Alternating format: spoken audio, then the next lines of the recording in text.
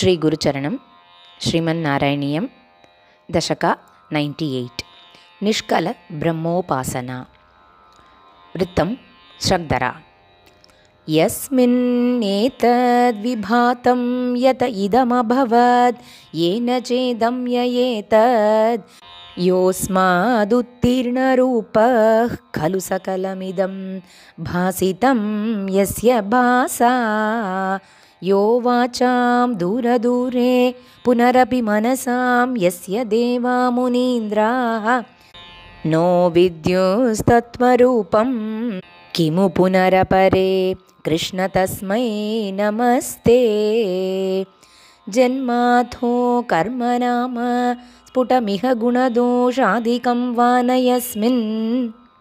लोकानामुदये यः स्वयमनुभजते तानि मायानुसारी विभ्रक्शक्तिरूपोऽपि च बहुतररूपो वभात्यद्भुतात्मा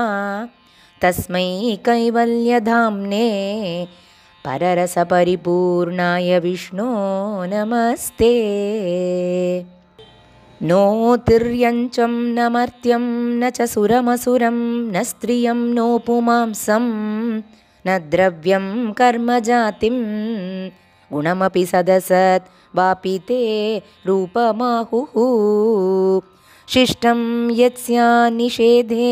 सति निगमशतैर्लक्षणा वृत्तितस्तत् कृच्छ्रेणावेद्यमानं परमसुखमयं भाति तस्मै नमस्ते मायायां बिम्बितस्त्वं सृजसि महदहङ्कारतन्मात्रभेदैः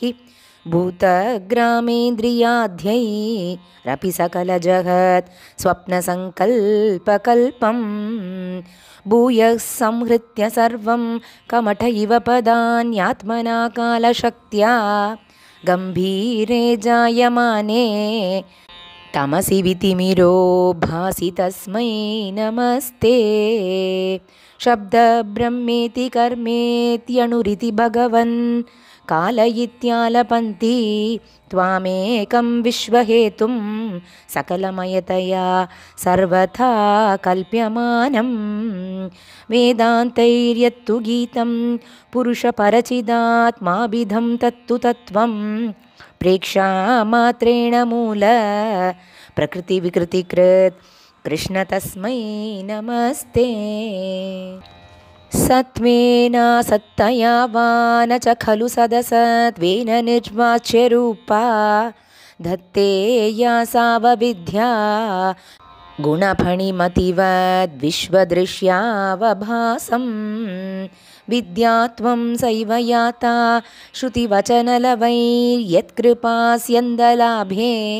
संसारारण्यसद्यस्तृटनपरशुतामेति तस्मै नमस्ते भूषासु स्वर्णवद्वा जगति घटशरावादिके मृत्तिकावत् तत्त्वे सञ्चिन्त्यमाने स्फुरति तदधुनाभ्यद्वितीयं वपुस्ते स्वप्नद्रष्टुप्रबोधे तिमिरलयविधौ जीर्णरज्जोश्च यद्वत् विद्यालाभे तथैव स्फुटमपि विकसेत् कृष्ण तस्मै नमस्ते यद्भीत्योदेति सूर्यो दहति च दहनो वाति वायुस्तथान्ये यद्भीताः पद्मजाद्याः पुनरुचितबलीनाहरन्तेऽनुकालं येनैवारोपिताः प्राङ्निजपदमपि ते च्यावितारश्च पश्चात् तस्मै विश्वं नियन्त्रे वयमपि भवते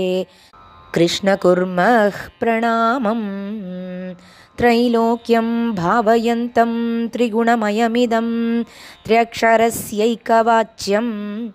त्रीषाणामैक्यरूपं त्रिभिरपि निगमैर्गीयमानस्वरूपं तिस्रोऽवस्थाविदन्तं त्रियुगजनिजुषं त्रिक्रमाक्रान्तविश्वं त्रैकाल्ये भेदहीनं त्रिभिरहमनिशं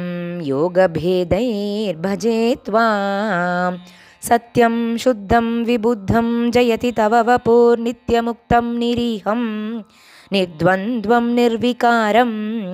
निखिलगुणगणव्यञ्जनाधारभूतं निर्मूलं निर्मलं निरवधि महिमोल्लासि निर्लीनमन्तः निस्सङ्गानां मुनीनां निरुपमपरमानन्दसान्द्रप्रकाशं दुर्वारं द्वादशारं त्रिशतपरिमिलषष्टिपर्वाभिवीतं सम्भ्राम्यत्क्रूरवेगं क्षणमणुजगदाच्छिद्यसन्धावमानं चक्रं ते कालरूपं व्यतयतु न तु मां त्वत्पदैकावलम्बं विष्णो कारुण्यसिन्धो पवनपुरपते पाहि सर्वामयौगात् पवनपुरपते पाहि सर्वामयौगात् सर्वत्र गोविन्दनामसङ्कीर्तनं गोविन्द गोविन्द।